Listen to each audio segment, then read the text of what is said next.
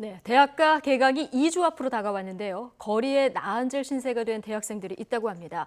대학가 인근 부동산업자가 전세 계약금 수억 원을 챙겨서 달아나 버렸기 때문인데요. 다양한 사회 이슈 박지훈 변호사와 함께 짚어보겠습니다. 안녕하십니까? 안녕하십니까? 예.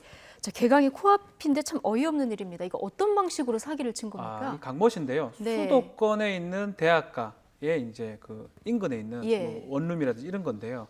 집주인한테는 월세를 한다고 위임장을 받고요. 월세 위임장을 받아서 받고 그 계약서 같은 것들을 뭐 위조했든지 하여튼 그런 식으로 해가지고 예. 대학생들이나 세입자한테는 전세 보증금을 받는 겁니다. 아. 그래서 그 보증금을 받아놓은 다음에 나중에는 잠적해버리는. 그러니까 금액 자체가 상당히 많은 걸로 알려져 있습니다. 지금 이 부동산 업자는 잠적한 상태인데 네. 피해자 가운데는 할머니가 어렵게 돈을 모아가지고 이 전세금 마련해 준 그렇죠. 그런 안타까운 사연들이 많더라고요. 그러니까 대학생 같은 경우는 이제 대학교 기숙사 가면 좋은데 예. 기숙사가 한정돼 있지 않습니까? 그렇죠. 그러다 보니까 원룸이라든지 이런 걸 구하거든요. 예. 특히 피해자 중에 한 명 같은 경우는 할머니가 어렵게 모아놓은 저축을 깨가지고 그 저축을 깬 돈으로 전세 보증금을 이제 줬는데 네. 그걸 갖고 이제 도망가 버린 거죠. 그러니까 그렇죠. 아주 안타까운 사연이 예. 있습니다. 참 피해자들 억장이 무너지는 심정일 텐데요.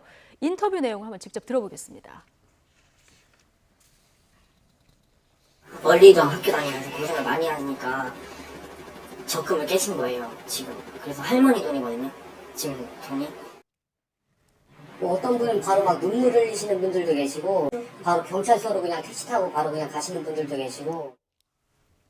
꿈에도 생각 못하고 얼마나 천연덕스럽고 아주 그냥 뭐 그러니까 믿고 그렇게 맡기지 그렇지 않으면 맡길 수가 있습니까?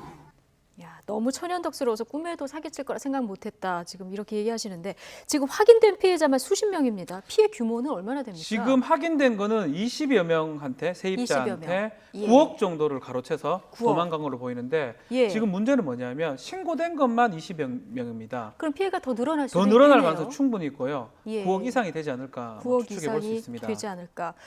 이 사기를 친 부동산 업자는 근데 이 여기서만 지금 한 10년 넘게 그렇죠.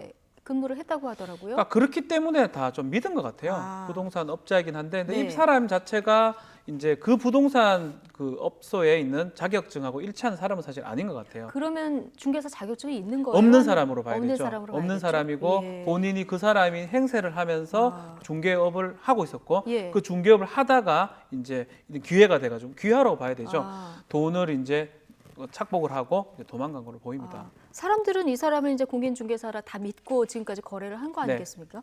자, 이 강 씨 잡는 게 우선일 것 같은데 잡히게 되면은 법적인 처벌은 어떻게 되는 겁니까? 일단은 이제 사기 부분이 문제가 됩니다. 사기, 사기를 예. 쳤기 때문에 사기 부분은 이제 그냥 사기가 아니고요. 네. 5억 이상이면 특정 경제범죄 가중처벌법으로 처벌받습니다. 예. 5억 이상이면 3년 이상 유기징역이고요. 예. 만약에 50억이 넘어간다면 5년이나 무기징역이 가능합니다. 그거 말고도 공인중개사법도 위반된 걸로 보여요. 네. 본인이 공인중개사 아니면서 공인중개사인 것처럼 그 부분도 행동했다면 걸리네요. 그것도 이제 예. 처벌받을 것으로 보입니다. 예.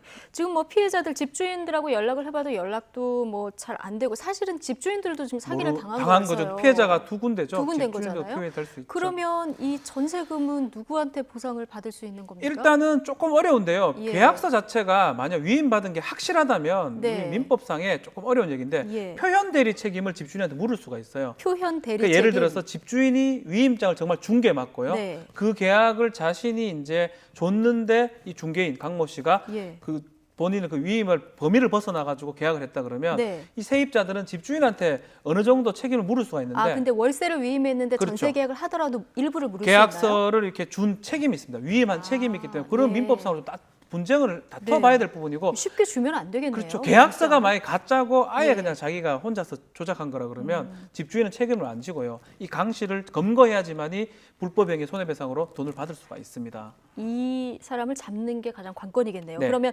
변호사님 이런 사건이 종종 있잖아요. 이런 피해 예방하려면 어떤 점들을 가장 주의해야 되나요? 이런 사고들이 계속 일어나고 있어요. 예. 예전 유명한 연예인 같은 경우도 쏘가서 이렇게 돈을 준 적도 있거든요. 이거를 방지하는 방법 딱 하나입니다.